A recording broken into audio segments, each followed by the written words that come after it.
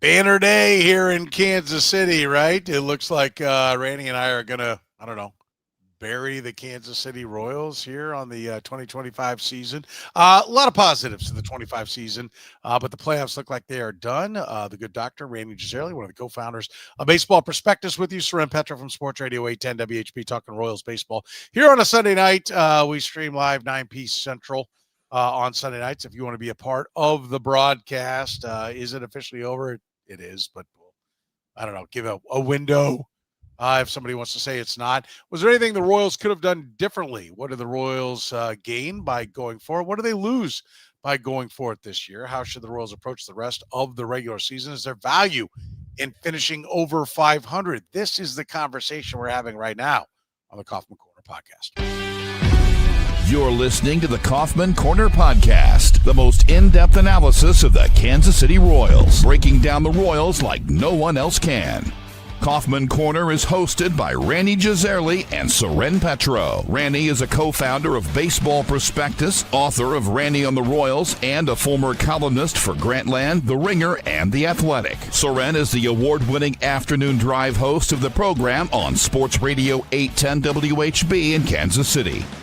Kaufman Corner is proudly brought to you by David Starnes Allstate Insurance, covering all the important things in your world. Home, business, life, and even the fun stuff as well. Motorcycle, boat, ATV, you name it, get with Dave and he'll have you covered. Give Dave and his crew a call at 816-781-7331. Visit them online or stop into any of their locations, including North Kansas City, Liberty, and Branson, Missouri. Don't put those insurance needs off any longer. Get with Dave today. He'll give you peace of mind for the things in your life most important to you. And now, here are your hosts, Rany Jazayerli and Soren Petro.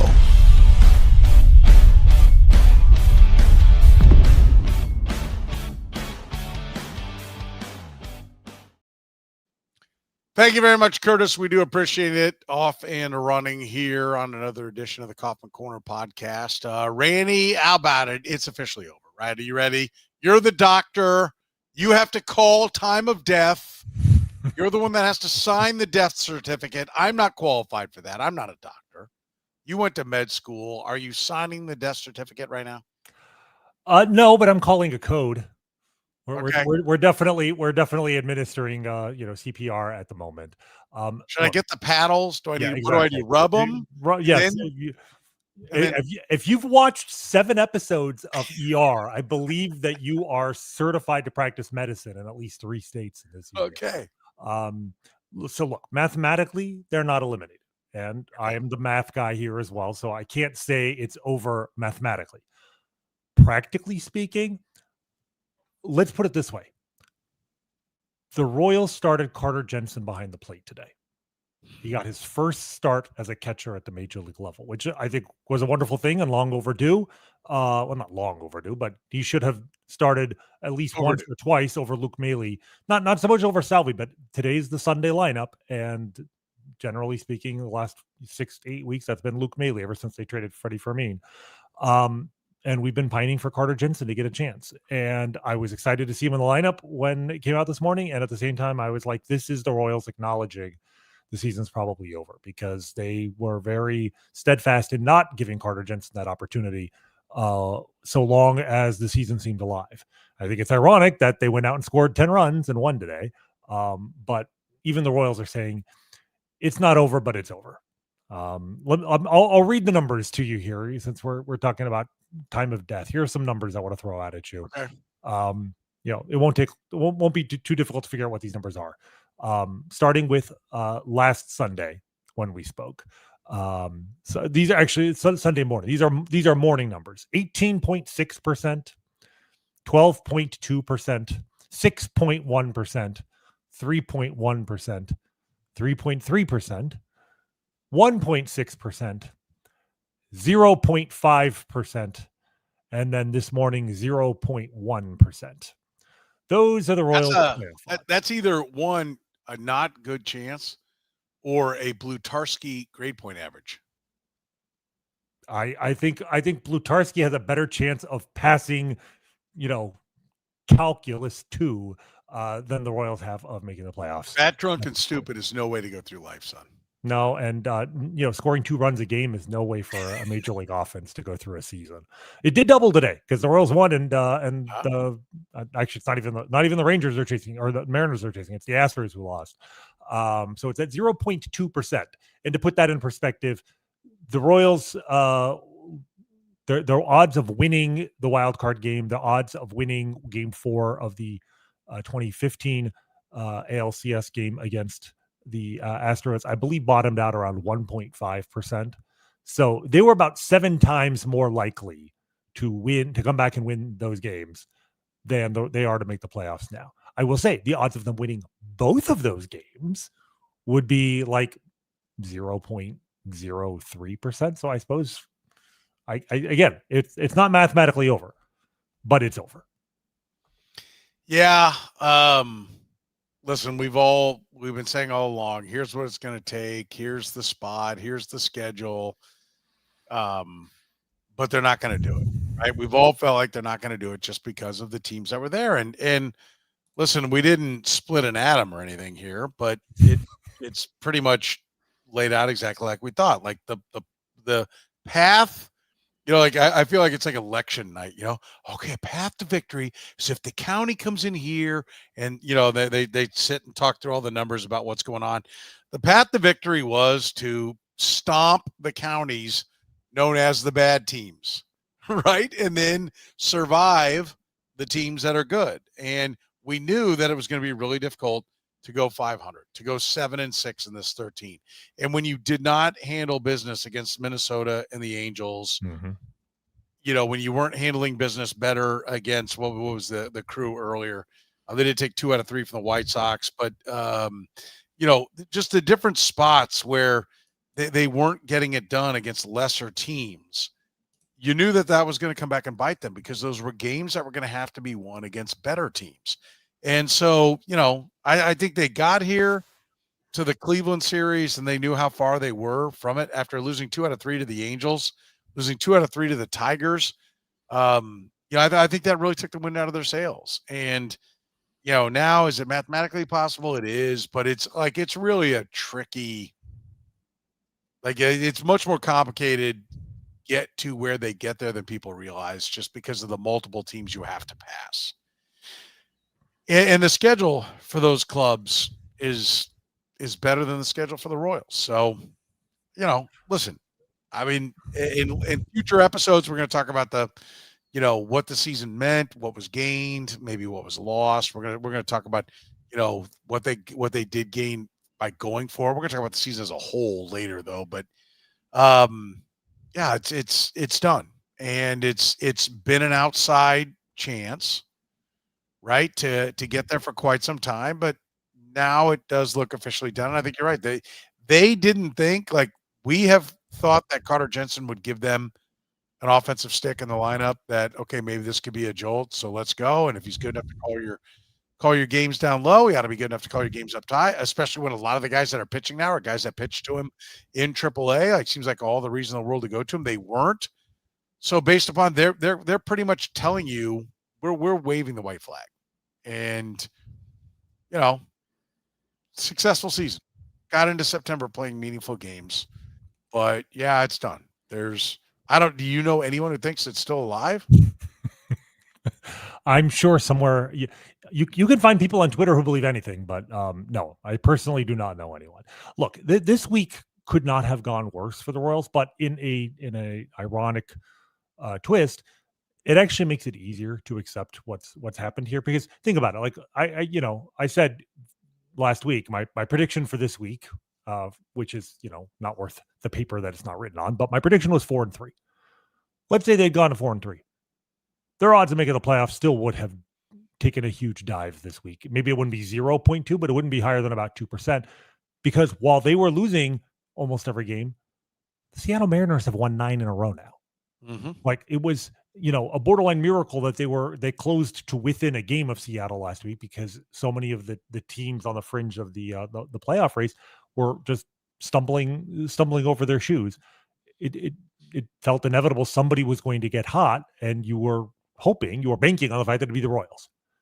It wasn't the Royals, and it was the team in possession of the very last playoff spot. 9 in a row. So like every single game the Royals lost this week, they lost a game in the standings. And in terms of catching up, today was the first time they've actually made up ground, and they didn't make up ground on Seattle. They made up ground on Houston. They are 6 out with 12 games to play. All right. So like, even if they go 12-0, the odds that they make the playoffs are probably better than 50-50, but it's probably 70%, because it would require one of the 6 teams that are in the playoffs now to play under 500. If they go 11-1, they have to go 11-1 to get to 86 and 76. And as recently as 2 weeks ago, we were saying 86 wins will get you in the playoffs. Last week, we were saying you may not need 86. Now you probably, the way Seattle played, you probably need 87, 88. So the blessing here is it's very unlikely the Royals are going to finish the season 2 games out of a playoff spot, where we can look back at 1 or 2 or 3 games and be like, that's the reason they didn't make the playoffs. You know, that regret. We've been very fortunate. We've talked about this before. In a sense that the Royals have been so bad for so long that you have to go back probably to 1982 to find a season where the Royals came this close to making the playoffs, but didn't. And that you actually have some regret over regular season baseball. I mean, the only time, the closest they ever came to that in the last 40 years is actually 2014, when they finished 1 game behind Detroit. And there were some games that September when there was a series again in Detroit. I believe Salvi got picked off third base in a 1-run loss. He got picked off in like the 7th inning. That could have very easily stayed with us for a very long time had they not won the wild card game. But because they got in through the wild card route and won that game, and 7 more after that, it's just a footnote in history. But, so they're not going to have that again this year. Like, I don't think they're going to finish 5 or 6 games out. We're going to be disappointed, but we're not going to be devastated. But yeah, we're not going to be devastated. You want to know why, Randy? I mean, this is why I think, number one, Matt Quatraro deserves our appreciation. So does JJ Piccolo. This team is not good enough. Okay, this year's edition was not good enough. In some ways, last year's wasn't either. It just didn't get hurt. But injuries are a part of baseball, and they finally experienced them this year. Okay, so I don't think there should be, any frustration or anger. Look, you build a club that's good enough to be a playoff team every year. It won't make it every year. It's just good enough. This team was good enough to make the playoffs. But injuries hit it, and hit it harder than probably it should have. But that's because, not because, but you can just look back in last year and you say you put the 2 years together and they probably had the right amount of injuries. They just all came this year. And so the fact that they stayed in the fight into September, we've chronicled many times, is a tribute to all the good baseball things that they are doing, right? That's the reality of it. This is why, like, in the end, they're going to finish many games out.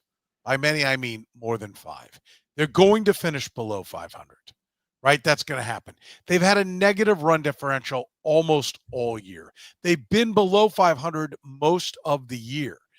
This is where I say all the time, when you're in professional sports, which I now encompass college football and basketball as well, certainly the high rev sports where everybody's getting paid, you have to look in the mirror and be honest about what looks back at you, right?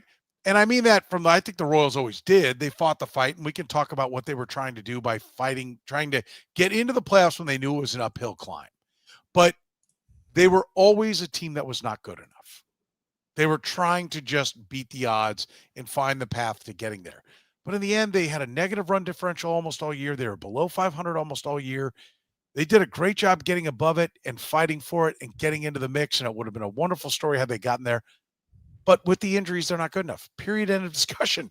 Michael Lorenzen, Ryan Bergert, Stephen Kolek, Noah Cameron, and a bullpen day is their rotation. That is their rotation at the most critical point of the year, facing 13 of the toughest games of the season.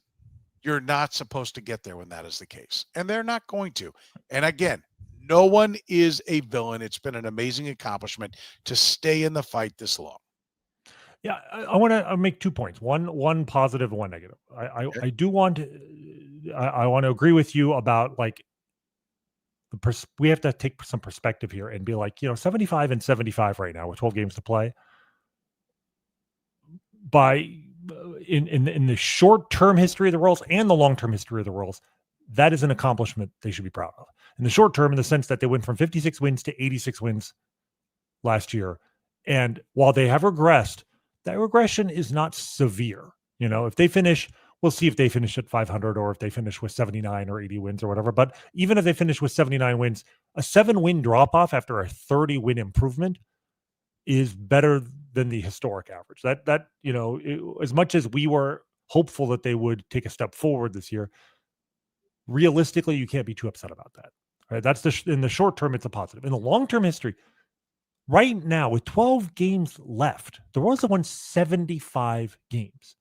Do you know how many times the Royals have won more than 75 games in the last 30 years? 76 13, 14, or more wins. 13, 14, 15, 16. That's 5. Last year, 6. 03. You say going back how many? 30 years. So back to the strike, 94, 95. 7. I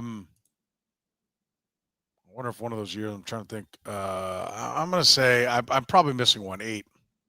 Yeah, it's exactly 8. You nailed the 7. Last year, 2013 through 2017, 5 in a row. The 2003, and then in 2000 they won 77 games. 8 times in 30 years. I didn't say they got to 500. They got to 76 wins. They got to within 5 games of 500. If the Royals win one more game, this will be the 9th most successful season in 30 years. I do get that, and I think that's a great stat for us to understand how much better they are than they were, or just how bad they've been. Yes, you're right, but low bar. Okay. No, it's a very low bar. But I'm just saying, like, but you know what? Mediocrity, like we almost never see mediocrity with the Royals. We see just epic stretches of just bad or horrific. And then in the middle of that, just wild, random 2-year stretch where they're the best team in baseball. Bizarre. The Royals have a bizarre history for the last 30 years. Let's just be honest about it. But like, there's almost something reassuring about just being a boring, flawed 500-ish team. We just haven't had a lot of those. So let's appreciate that. But the one place I want to push back on, you talk about the injuries. And yes, this team has had a lot of injuries this year, certainly compared to last year, maybe more than average. But what is so frustrating, the one thing that frustrates me is almost all of those injuries. I mean, almost literally every single one is on the pitching side. I mean, you just mentioned that rotation. The Royals have given up the second fewest runs in the league. They have not just a playoff guy, they have a World Series caliber pitching staff with all those injuries. Who is the most prominent position player that has missed, significant time with an injury this year? Well, I would argue, or I would wonder aloud. I wouldn't argue for it. I'd wonder aloud that Bobby Witt Jr.'s power fall off has been from a bad back, right? He's missed only a handful of games, but I wonder how much that's affected his swing. It's possible. At the same time, he's a 6-win player. Like he's one of the 5 best players in the league. So agree. Put it on that. But I'm just saying, like, Michael Massey is probably the only significant player on the team that has had a major injury. Like Jonathan India was out for like 10 days with her, but I'm just like, they have the worst offense in the league, and it's the offense specifically. I can't blame injuries for what has been. If you want to pinpoint, what kept the Royals out of the playoffs, it's a very simple answer. It's the offense. And then when I look at what's the problem with the offense injuries, I can't pin the blame there. So that's just the one caveat I want to make. No, I think it's a very good point. And listen, we've got a long off season ahead where we're going to be able to break down a lot of different things. We're going to talk about if there was anything else that the Royals should have done, that they could have done to maybe make it across the finish line and get this team back into the postseason. We'll do that after you hear from our friends at David Starnes Allstate Insurance. David Starnes Allstate Insurance, serving the Kansas City area and all throughout the Midwest. With David Starnes Allstate, it's not just about fender benders. Beyond traditional safeguards, enjoy perks like roadside assistance for unexpected breakdowns, transportation expense coverage when your car is in the shop, auto replacement protection to keep you on the road in style, and much more. You can give Dave and his crew a call at 816-781-7331. Visit them online or stop into any of their locations, including North Kansas City, Liberty, and Branson, Missouri. David Starnes, Allstate Insurance. Northland Injury Law, Kansas City's Google 5-star rated personal injury lawyers, serving KC for more than 40 years, voted Kansas City's #1 accident lawyers, helping people with serious injuries from car accidents, work accidents, falls, and other personal injuries. Northland Injury Law doesn't get paid unless they get money for their client. Don't wait, get compensated now. If you have a case, text HURT to 22222. That's HURT to 22222, or call 816-400-HURT. That's 816-400-4878. The choice of a lawyer is an important one and should not be based solely upon advertisements. Gann Asphalt and Concrete, proudly serving the greater Kansas City area. Nationally recognized full-service paving and pavement maintenance contractor. Locally owned and making parking lot problems disappear in Kansas City since 1994. Let Gann educate you about the most cost-effective way to solve your parking lot problems. With free consultations, no commissions, in-house crews, and every project comes with a written warranty, Gann Asphalt keeps your parking lot safer and helps you and your business avoid unnecessary delays and costly expenses. Find Gann online at GannAsphalt.com or call 816-484-3338. Gann Asphalt and Concrete. One contractor, all things parking lot. Was there anything the Royals could have done differently, Randy, to keep him in the mix? I'll offer one. Pitch Cole Reagans on Friday. He was dominant again in Omaha for 3 2/3 innings. What could they have done differently that could have, kept them in the race?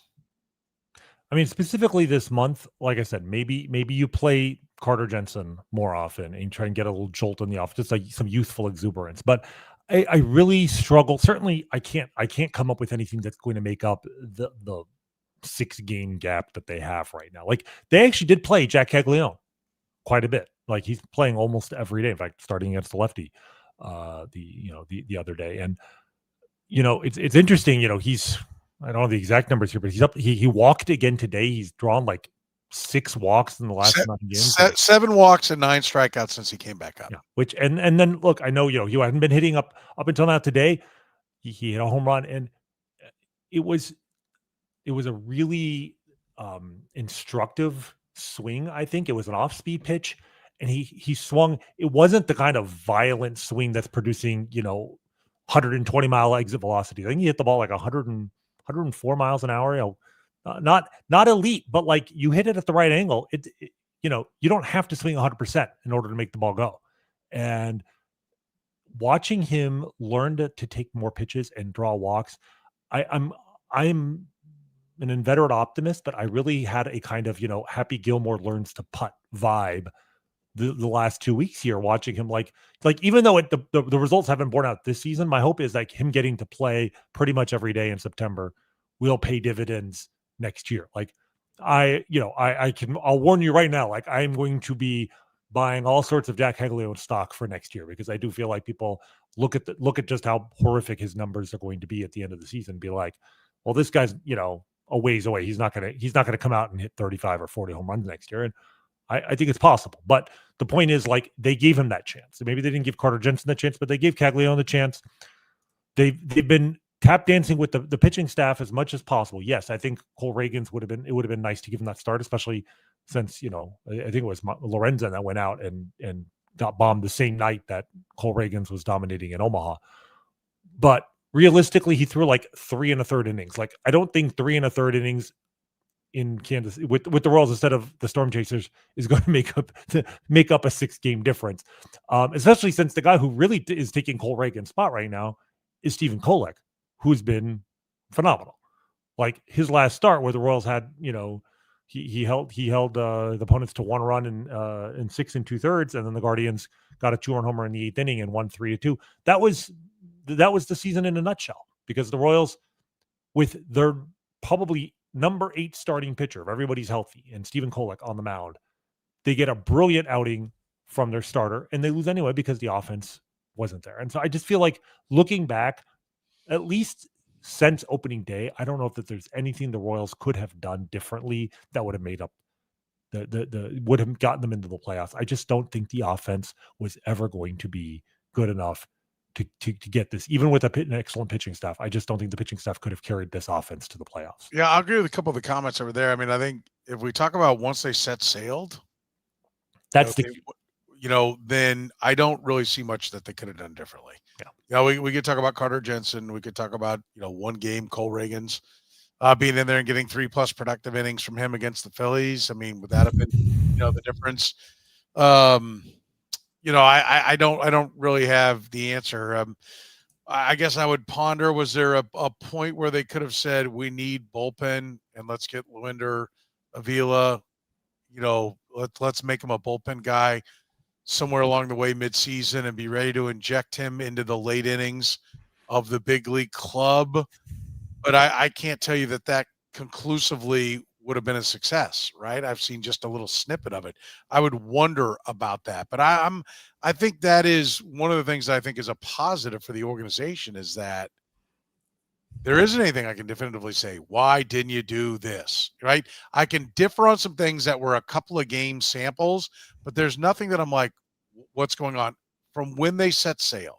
I think what we'll spend a lot of time in the offseason doing is looking back and saying, okay, who all was available? We've done a pretty good dive, and they made a run at Santander, and they got outbid, and nobody's going to say they made a mistake and not out pricing for him. I think when we get in, when you go mad scientist on some of your stuff, Rany, we might find that, okay, there was this guy and there was this trade, or this guy was talked about in a trade. Could you have gotten into? We might. There's one guy. Okay. It's Cody Bellinger. You and I talked about Cody Bellinger from preseason. Yeah, definitely from preseason. And I think we'll and I agree. I think that was a legit bat to go to the middle of the lineup, and we were both on board with that. And what was the cost? So I think in terms of player, it was like Cody Poteet, who, it was just like, take the contract and go. Like Cody Poteet, who literally, he was traded to the Cubs, and he's pitched 3 innings this season in the major leagues, all with the Orioles. He was purchased from the Cubs before opening day. That tells you how minimal the player that the Yankees gave up to get him was. What they took on was a 1-year contract for $25 million this year, with an option, a player option for next year for, I believe, like 25 or 27 million, which, given the way Cody Bellinger has played, he very well will probably decline and go back out on the market.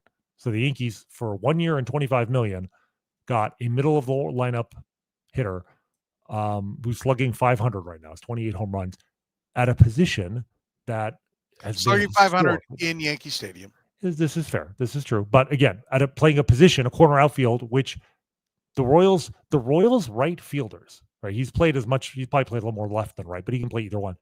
Right field this year, even with Mike Yastrzemski. Mike Yastrzemski is the only reason why the Royals right field situation isn't like maybe the worst of all time. Even with him, in non-pandemic years, the Royals OPS plus from right field is the 7th worst of any team since 1962. Only one team this century, the 2019 White Sox, have had a worse OPS relative to the league in a full season than the Royals. Combined, including Yastrzemski, who's got like a 900 OPS in right field. The Royals right fielders this year hit 190 with a 258 OBP and a 317 slug. Like, the outfield is just a disaster. Right? That's right field specifically, but their outfield combined is like bottom 30 in the last 60 years. It's terrible. And that's we talk about since they set sail, because the key mistakes they made were in the offseason. They decided to run it back with MJ Melendez and Hunter Renfroe. And I will push back a little bit when you say key mistakes, because I don't like what we're saying, you said, you held up one finger and said one thing, and it was to take on a $25 million contract, right? Like, if we're to say, okay, if JJ Piccolo pushed this team to the top of it, pull the $25 million off, if that was as far as he could go, then what? And now we can make it an ownership thing and say, pull no one off, add 25 million. You owners need to put the money out there. Right. And it's kind of like, I bristle. I hear nationally some people like, I heard about the WNBA. When the WNBA players were asking for more money, they're like, these teams are losing money. They're losing money. I'm like, would you shut your mouth? Like the money is in the sale. The money is in the valuation. The money is in the loans you take out against the team. The money is in the ability to strong arm communities for tax dollars. Like stop acting like, and it's just, it boggles my mind. Like Royals have had a cash call. Okay, so they have gone to their owners and said, we're coming up short. You've got to put money in. And you come in to keep your percentage the same. If you don't come in, then John Sherman covers it and his percentage of the team grows. Right. This is how this works, right? And if somebody else wants to say, hey, I'll cover what they didn't come in, then they put more money in and their percentage of the team grows. But not every year do these teams on the bottom line make money. And I'm not asking you to shed a tear, and I'm not telling you that big picture. Financially, they lose money. It's the valuation of the team that always grows and grows and grows. And all the things you can do by having this tremendous asset that you can take loans out against to run other businesses and what have you. And the inevitable payday that is when you sell down the road. But so I bring that up about the WNBA because that's been the whipping. Like everyone acts like, the WNBA players asking for a raise are ridiculous because like the owners are just hemorrhaging cash. They're not. They're buying assets that are now worth hundreds of millions that they bought for tens of millions, right? So it is going up, and therefore the players do deserve more. Same thing with this. So I want to be clear. John Sherman and the ownership group of the Royals can spend more money. Like there is a payday at the end. But on a year by year, if they've said, this is how far we will go, and you and I are like, Cody Bellinger's the key. Back me out $25 million for Cody Bellinger.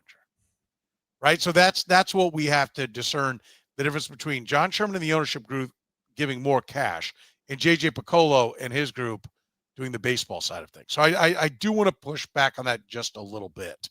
It is more complicated than just go get Cody Bellinger, some peripheral pitcher that would have got the deal done. Sure. I mean, that's fair in part because Bellinger was one of the guys we were like, but we also, I mean, we neither you or I were on Santander for the money, but like, Michael Conforto was a guy that were a cheaper version of Bellinger, and he's been a disaster in LA. So to me, the issue is even less with the players they did not bring in so much as the players that they had in the first place. Like, in some ways, the sins for this season were put into motion years ago when they signed Hunter Renfroe 2 years ago, when they committed MJ Melendez, 3 or 4 or 5, didn't trade him as a catcher 5 years ago. But ultimately coming into the season with those two guys penciled in as the starters. And like, my point is, since the season started, I think JJ did everything he could. It's easy to forget this now. MJ Melendez lost his job on April 16th. That was the last time he started. He was sent to the minor leagues the next day. He came back up in July for like 10 days and got like 13 plate appearances. Hunter Renfroe was released on May 20th. Like, they have been tap dancing. Do you remember the Drew Waters era this season? Like, Drew Waters, was the starting, was an everyday starter for this team for like 2 months in the middle of the season. They've tried, God knows they've tried a lot. And I mean, if Jack Caglione had come when they brought him up, I'm seeing pushback now from people saying, well, the mistake was that he wasn't ready when they brought him up. It's easy to say that now, but like, our concern when he was brought up was he ready to play right field? Was that going to be? I don't think the issue has been his defense. The issue has been a guy who had 1,000 OPS in AAA when he was called up and went back and had 1,000 OPS or more when he went back down for a little bit. Has just not been able to put it together in the major league. Some of that's bad luck. Yeah. Some of it is other things. There was nothing wrong with the move. It was not. If they were on their way to 100 wins, he wouldn't have been called up when he was called up. Right? They'd have left him down. But it was not the best thing for his development. It was the best thing. It was the best chance. It was a Hail Mary. Right. A guy who had 70 some odd professional games, 70 some odd, when they called him up. Okay, I don't remember what it was. And if I'm off by like it was 80 something or 90 something. Like he really had barely played much above college baseball. And they called him up, and you know what? He didn't take to it. He didn't make the adjustments. He got overwhelmed. He got hurt. I don't even know how much he got hurt, as much as they're like, let's send him down, give him a refresher. The date on when he started his rehab was just like suspicious as to how it was. I mean, they kept the player happy in the sense that he kept accruing major league service time and so on and so forth. But I mean, they threw a Hail Mary, like maybe he's gonna take to it, and it didn't work. I mean, like that's all there is to it. I just, yes, it's. I think at the end we would both agree there wasn't a whole lot more that they could do. right? Like at the end of the day, they kind of fired every bullet that they could fire. Are we in agreement on that? Yeah, that's exactly what I'm saying. Like, I just once the season started, I really struggled to come up with anything. Not only things that they could have done, but like when you think about what they did at the deadline, you could argue they went above and beyond. I mean, it wasn't clear that they were best served by going for it, and we can talk about what they may have lost by doing that. But like they gave it their best shot, and like Mike Yastrzemski there is going to be gone, or he's going to be a free agent. They might bring him back, but he's going to be no longer under club control here in 2 weeks. But it's hard to argue with the performance that he has given them. Like he was exactly what they were hoping he would be. Yes. Adam Frazier has been everything they could have hoped he would be. All right. Like, so yeah, I think I cannot hold the team. I cannot blame them for anything that's happened during the season. I just think that there are things they could have done maybe before the season to put together a better roster or put the roster in a better position to win. And we'll spend a lot of time talking about what they can learn from that, how they can do it better this coming off season. We'll talk about what they gained and lost by going for it this year after you hear from our friends at Italian Delight. Italian Delight was the first restaurant to bring true New York-style pizza to Kansas City almost 50 years ago. They sell whole pies or pizza by the slice, or enjoy their classic strombolis, calzones, and sausage rolls. Sandwich lovers, check out their lineup of hot and cold subs, the combo, the meatball, or the Philly cheesesteak, just to name a few. And don't forget the pasta. Their famous lasagna and classic chicken Alfredo always hit the spot. If you're hungry for lunch, check out their daily lunch specials, starting at under $10. Italian Delight can even cater your next work function or party. Dine in, carry out, or delivery, it's Italian Delight. Located just 3 minutes east of Kansas Speedway at 8145 State Ave in KCK. Check out the menu and order online at ItalianDelightKS.com. Kansas City's own Italian Delight.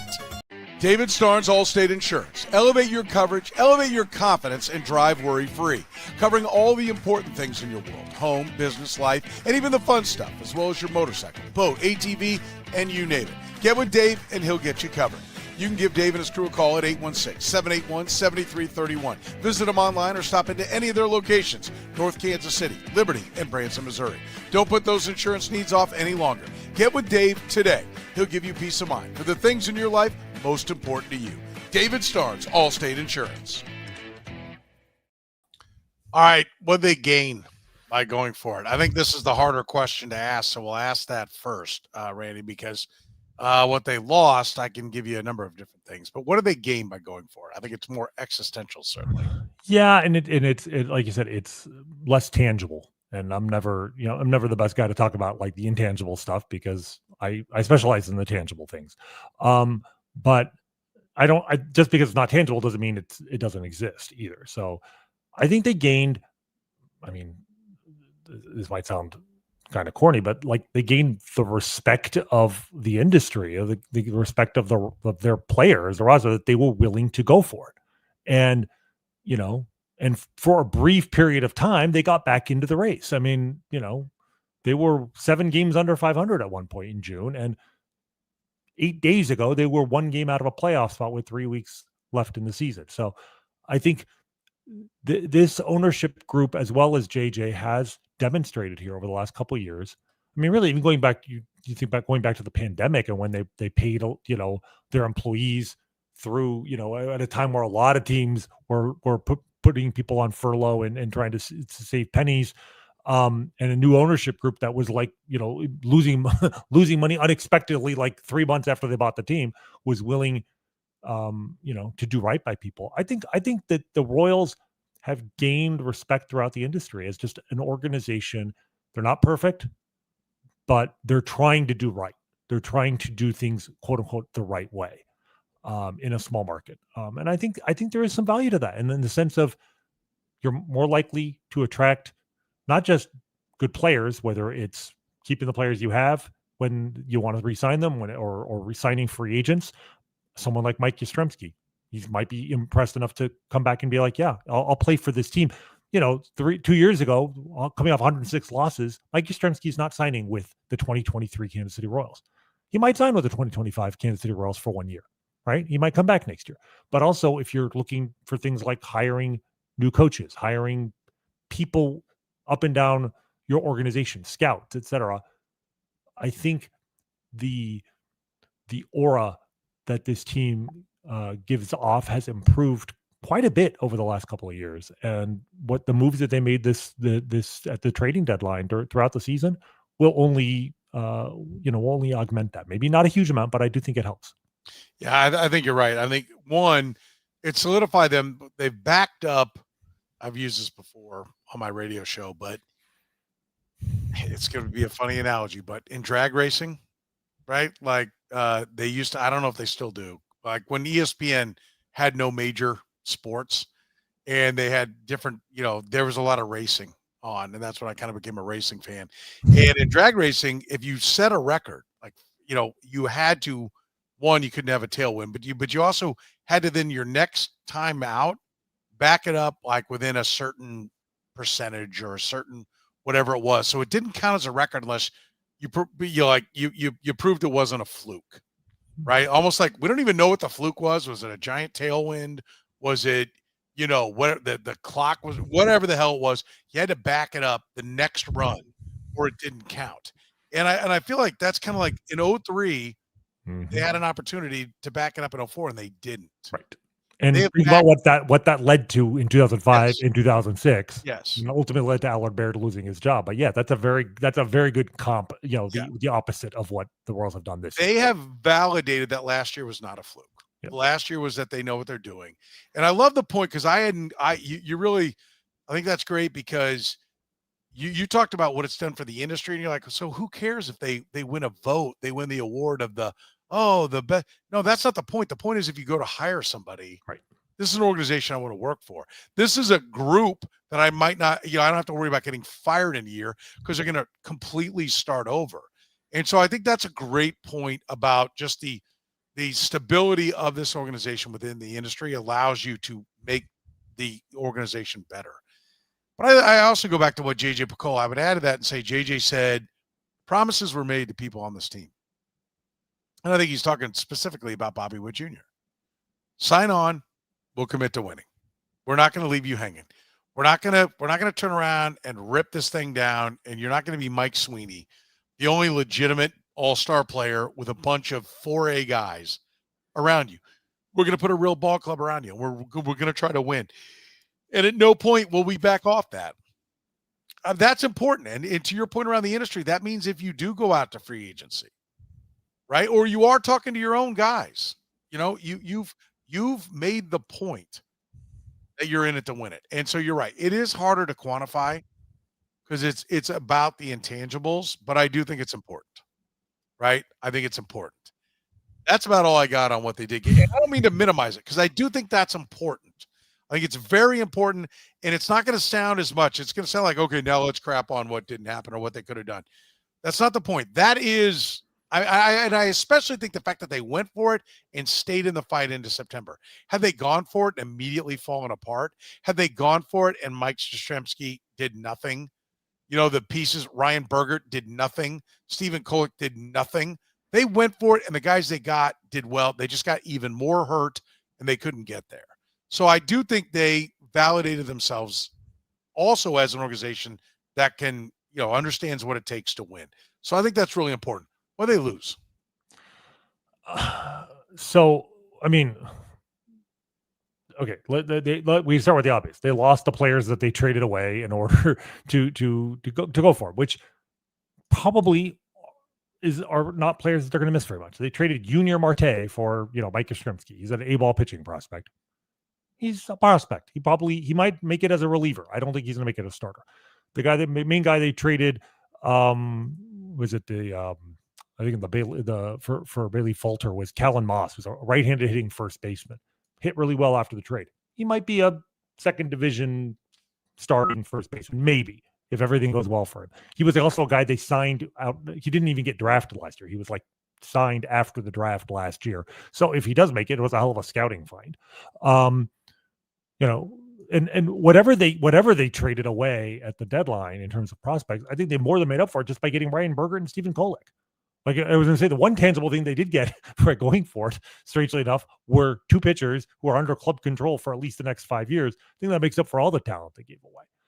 you could argue the biggest thing that they gave away was the opportunity to trade Seth Lugo for, a major prospect. But I would argue that the decision to not trade Seth Lugo came down to the fact that they felt like they were able to re-sign him for a very, reasonable contract. And it looks bad now because like a week later, he started sucking, and now we know it's probably all related to a back injury. I'm inclined to say it was just bad timing, and as long as his back heals, and I'm more optimistic about him coming back 100% from a back injury with 6 months of rest than I would be if it were his elbow, right? So he comes back. I don't think we're necessarily going to look back at that as a mistake. Yeah, they didn't get a potential top 100 prospect. They have Seth Lugo under club control for 2 years at a very reasonable price, I think. So that's the thing. I don't know that they gave up that much. Is so long as ownership is willing to still spend some money around the Seth Lugo signing. Like if they go out this offseason and be like, our payroll is limited in terms of, we know we need to get 2 hitters, but we're going to have to be creative here because we can't add to payroll. And all that money went to Seth Lugo, then yes, I think then there was an opportunity lost. But as long as the ownership is still willing to spend on top of that, because it's so clearly, necessary to go out and get 1 or 2 players for that offense. Because the pitching staff, we can get into this next week or the week after. I don't think you could make an argument, at least they don't have to touch the pitching staff, and they have enough pitching for next year already. Like they can focus all of their resources on the hitting side. But if they don't have the money to do that, then it's a problem. As long as they do, I don't think they lost a ton. I really don't. They lost payroll flexibility, right? Because they had they moved Lugo or just let him fall off, they'd have money to go splash around. Now they've lost payroll flexibility. I go back to what I said. If ownership has said this is how far you can go, a big chunk of it's being taken up by Seth Lugo, who's in his late 30s. Right. And so he really needs to come back. He really needs to be good because they lost payroll flexibility. And I know there's no salary cap in baseball, but there is with the Royals. Right. And so we can talk about, you can talk about the Chiefs and signing a guard, Trey Smith for all this money, and a middle linebacker, Nick Bolton for all this money. And people kind of get that because we can only spend so much and we're putting it into positions that are not considered the top end positions. That makes sense. It needs to make sense that the Royals have a self-imposed salary cap. And within that limit, they can only do so much. And so they did lose payroll flexibility. Right. I agree, but I will just say that payroll flexibility is on some level a choice. And yes, the Royals are. I know it is. I know it's a choice, but this is where you and I end up butting heads always. But you always just want them to spend more. Just spend more. No, I'm not. Look, I'm not saying no cap. I'm just saying if flexibility means you spend more, if it makes sense. Don't spend money to just spend money. If the deal isn't out there, fine. And again, even going back to like last offseason, in retrospect, as bad as the outfield was, with so many of the choices they could have made would have been bad choices. I don't necessarily blame them for that so much as just the options they already had in house were so bad. But if the right option comes along and your only thing is, well, geez, it's $5 million more than we want to spend. I'm just saying that's what I mean by flexibility. If the right if it's the difference between making the playoffs and not, you'll make that money back in the long run. To this point, JJ Piccolo has said, if we take him at his word, that ownership has been willing to push whenever they've come to him with a legitimate deal. And I believe that. I think their history has shown that over the last couple of years. But I think I had this discussion with Jeff Passan on Thursday. The Rangers payroll's 200 and something or $300 million, and their bullpen on paper wasn't any good because they spent on a shortstop and a second baseman and all this. And you'd be like, dude, you're going for a pennant. I mean, it makes sense to spend money on your bullpen, except for it always makes sense to get more good players. There's never a time that getting more good players doesn't make sense, but there is a limit to how far you can go, right? And for the Royals business side, we can quibble about how much money they can spend. But for JJ Piccolo, again, that's why I say there's a JJ Piccolo argument and there's an ownership argument. JJ's given his number. That's it. That's as far as he can go. And if he's been given a number and he chose to put that money into a 36-year-old starting pitcher that then did not end up being an asset down this stretch run, right? Because I don't think John Sherman said, here's the money and it has to be spent on Seth Lugo. Sure. JJ decided to spend it on Seth Lugo. And if Seth Lugo then battles injuries for the next 3 years, that's a problem. Okay? So I do think that there is whatever Seth Lugo would have brought, and I'm going to go back and say this as well. I understand that you made promises to Bobby Witt. I believe it's all about the promises made to Bobby Witt, right? And secondarily, I'm sure they told Salvi we're going to try, and I'm sure they told Michael Waka and all the veteran guys. I'm sure they said, "Look, we're trying to win," and that's great. But the guy that really matters is Bobby Witt, and that is great. But the Rays never did have a Bobby Witt. They never signed a guy like that, and the closest they had to it was Evan Longoria, who they signed 2 years before the Royals signed Bobby Witt, and then were happy to, play that out the way it was. The Royals didn't. They waited longer to be more sure, to give their guy more money, to make him happy. And so the overall philosophy, the one thing I will say that was a potential issue is, that's great. Maybe you shouldn't have promised that. Do you really think if you were going to give him the money and you're like, well, you're going to promise to try really hard? No, we're going to promise to always do the right baseball thing. Well, then I'm not signing. Do we really think that that's how that would have gone? Because I don't. Because the one thing I will say is, if you're going to be mathematically inclined, you need to be mathematically inclined. And the math will tell you that Seth Lugo's 35 years old. Bail. The math will tell you that Chris Bubich has never stayed healthy. And you've only got one and change of club control, and you have to lay a big fat contract out on him. Bail. And the math will tell you, if you don't want to bail on both, bail on one and hedge your bet. You bought a stock, it shot way up, sell this much so you've got a profit and ride it out with the other. I mean, anyone who's ever been through investments, you get something and it's a big hit, you get an IPO and it takes off. Okay, we sell this now, we can't lose money on it, and we've sold 60% of it. The other 40%, we'll see if we make any other profit. But no matter what, we have made a profit. And they didn't do that either. They had two commodities with a limited control, and they chose to sit on one. He got hurt. They chose to re-sign another one who's even older, and he got hurt as well. They did not play the math game on either Chris Bubich or Seth Lugo. Agreed? I agreed that they didn't, but at the same time, we on this show, I want to say for the point thing with Chris Bubich, they weren't. The argument was going to be, do they trade him?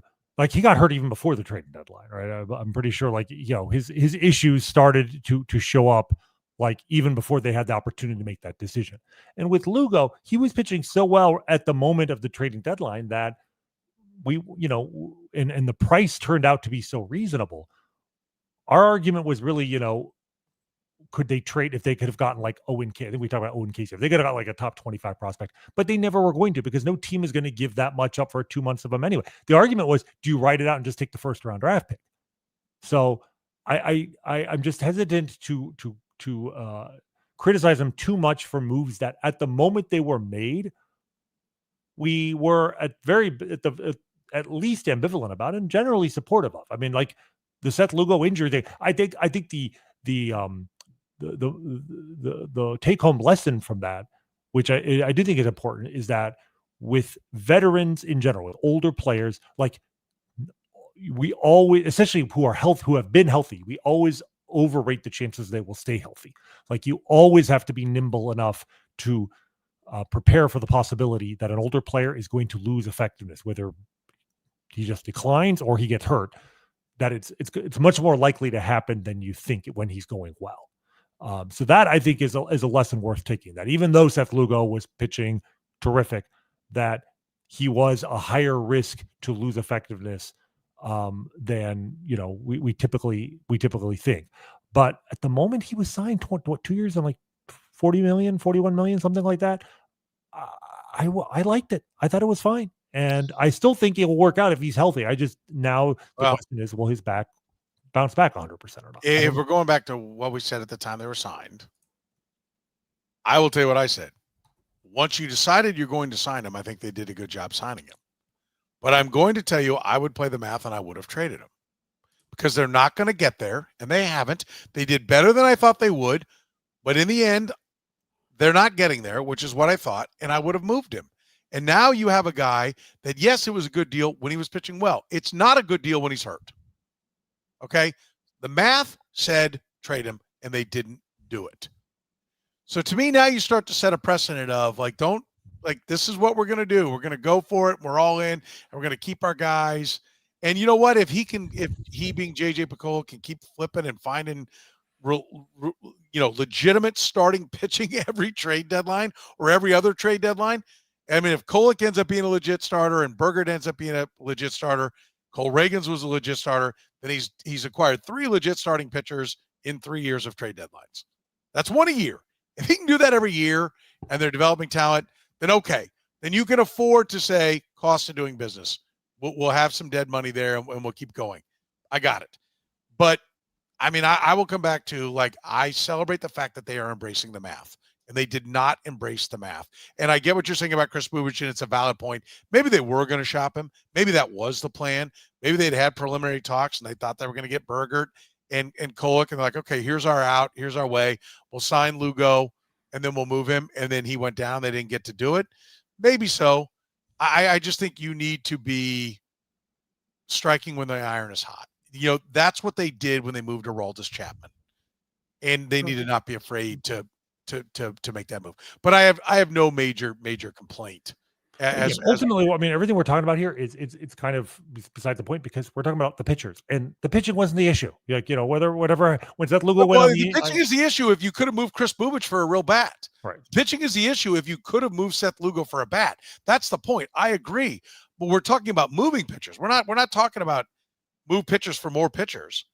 We're talking about they could have moved them potentially for a bat. Yeah, but I mean, you know what? They moved or young bats for the future. Right. But I just feel like the issue on offense is goes deeper than just individual players. I mean, they picked up. It's always about talent. Randy. It's about talent. We can talk about Alex Zumwalt when we get to the end of the year. Well, that's why I'm dancing around it. But like, they got Mike Yastrzemski, who's been an above average hitter. They got Adam Frazier, who shockingly has been basically an average hitter, and it still wasn't enough. I mean, that's my point. Like, here's the saddest stat, which I'll probably bring it up again at the end of the year if it's still valid. Bobby Witt and Maikel Garcia combined this year, using Baseball Reference, are 11.4 WAR. Right? They're the 2 of the 5 best players in the American League.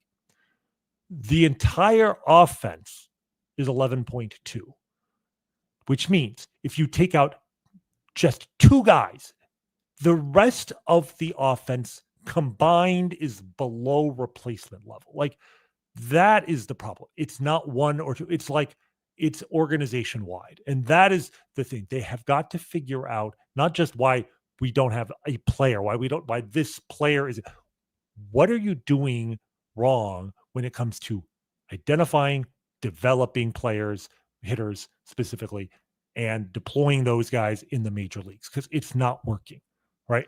And we've seen such a dramatic example on the pitching. But fast forward, what do you think the answer is? The past regime did not draft good hitters. They didn't sign good hitters. I mean, like we know that, right? We're in agreement on that, right? Generally speaking, yes. But at the same time, Vinny Pasquantino, for instance, like, he's been a really good hitter. He was, part of that past regime. Like, it's not. So was Maikel Garcia, and so was Bobby Witt. Right. Well, Maikel was from the Latin American side, which is different. But yes, exactly. But my point is, regime. But as recently as like April, they thought MJ Melendez was a good player, and maybe he was always bad all along. But they did not go into the average season hitter for 3 years, and then he's fallen apart. Like, no, they did not go into the season, and I'll go back to something we've said before. I can tell you, I wasn't flat out told MJ Melendez is not going to hit, but I'm like, hey, new swing, this, that. They're like, yeah, we'll see what happens when he struggles. Like, there was not an overwhelming optimism.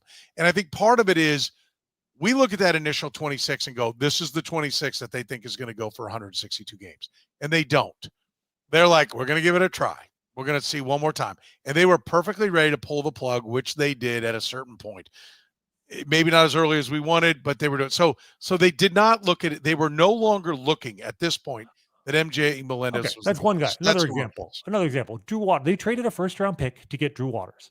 They brought him in on Dayton Moore when Dayton Moore was the general. Dayton Moore, right? But like they saw something in him. They got him. They thought he did better, and he did better in AAA once they got him. He's never developed. Like, there are just lots of guys like that, and I just like ultimately, a big part of it absolutely is they have to draft better, and they made changes. And this year, it's already borne fruit, we think, with Jack Caglione. Although there's a really good example of a guy who, okay, maybe he wasn't.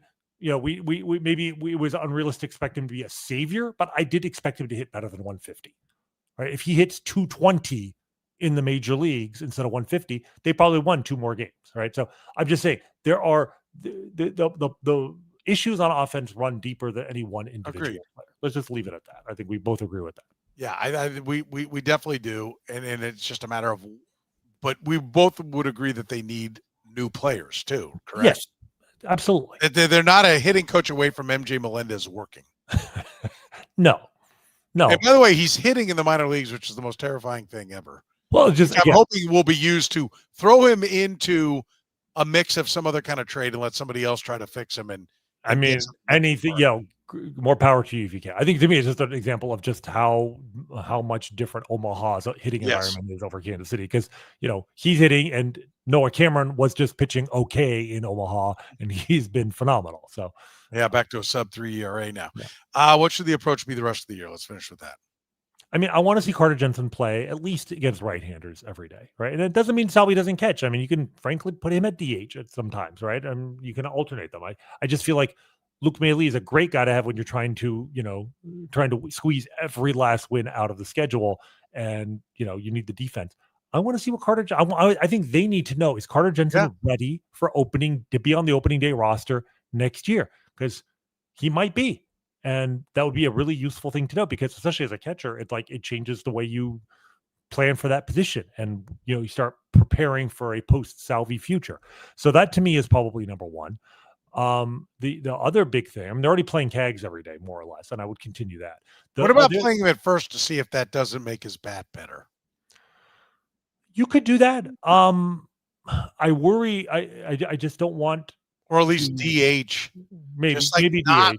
Outfield, and does his bat take off? Right. I just don't want to confuse correlation with causation, in the sense of, if he does hit well for 2 weeks, it might just be he's already starting to figure things out. I don't want, I'd hate for him to play first base for a bit, and then for the Royals to decide, well, we're not playing him in right field next year because clearly he can't hit in right field and he can hit at first base.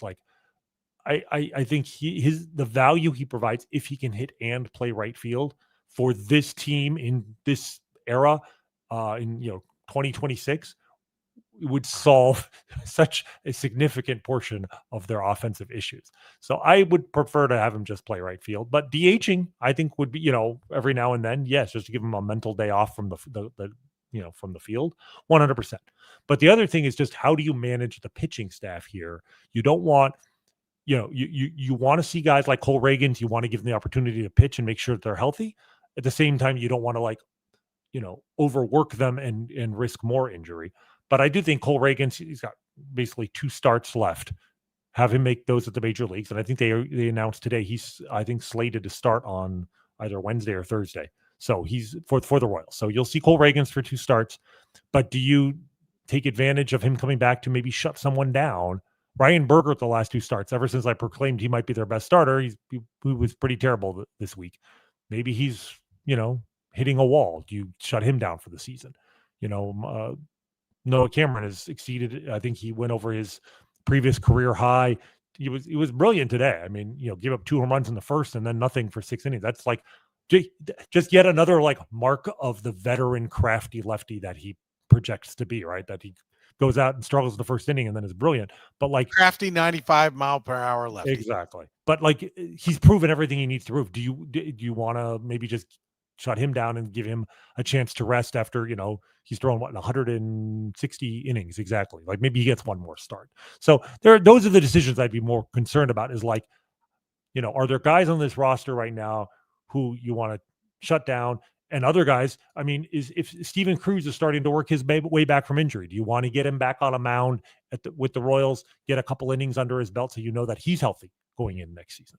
I want to see more from Luinder Avila for sure, right? I've seen enough John Schreiber giving up home runs. I'd love to see more Luinder Avila, and to be able to decide, can he be on the opening day roster as not just a bullpen arm, but an important bullpen arm in the 7th or 8th innings. So mostly for me, it's just about pitching staff management now. Yeah, I would agree. And I almost wonder, I mean, do you really want to pitch Cole Reagans some more, or is Cole Reagans a game? I So, feel like he's back, he's feeling good. Let's not push it. if he's feeling good, like if he's not feeling good, he shouldn't have been on the mound in the first place. If he's feeling Agreed. good, I think having giving him the confidence that I can get guys out at the major league level, just 2 starts. Again, he's maybe throwing 75 pitches like in each start, 4 innings. I mean, you're not trying to get him the win. You're just trying to get him back on the mound after, because even before he got hurt, I mean, he had an ERA about 5, even though he was actually pitching from a technical standpoint, from his peripherals, exceptionally well. So I think it'd be nice for him to get a chance to have some success, right, going into the offseason, just so he's mentally prepared to hopefully be your opening day starter next year again. Yeah, I think that's fair. All the young guys.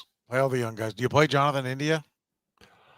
I think I do, in part because I think the Royals have a decision to make about whether or not you tender him a contract for next year. And these next 2 weeks are going to be make up your mind. I mean, I think he's right now. I think a 1 year. It's basically a 1 year deal that you'd be offering him. I think I'm leaning towards his skill set. He's right-handed. He's does have the OBP. I think you're a better team with him than without. But I think it's close. It's a close enough call that I still would like to get 2 weeks just of more data. More data in terms of his results, but also in terms of the way he's hitting. Can he show improved plate discipline? Potentially, I mean, I want to see his defense. Like the biggest concern you have with him next year is where does he play? Like if he doesn't fit defensively, or can you just DH him, use him as a part-time DH? Like you have to figure out how to use it, because the biggest disappointment with him this year was not the offense. The offense was down, but I mean, he has a 326 OBP. That's not the end of the world. The issue is he never fit defensively. He couldn't play left field. He's not great at second. The Royals really don't, they fortunately, Michael Garcia solidified himself at third base, because, remember, the plan for India was potentially to be the third baseman. And Michael Garcia took that from him very quickly, and great. I mean, that's been a great development, but it just leaves Jonathan India sort of positionless. So I'd like to see what he can do defensively as much as offensively. 2 weeks, we'll see what they do for these next couple of weeks, and start looking ahead to the future. Hopefully, we see a lot of the youth. I think Carter Jensen and Jack Caglione is what we're going to be watching.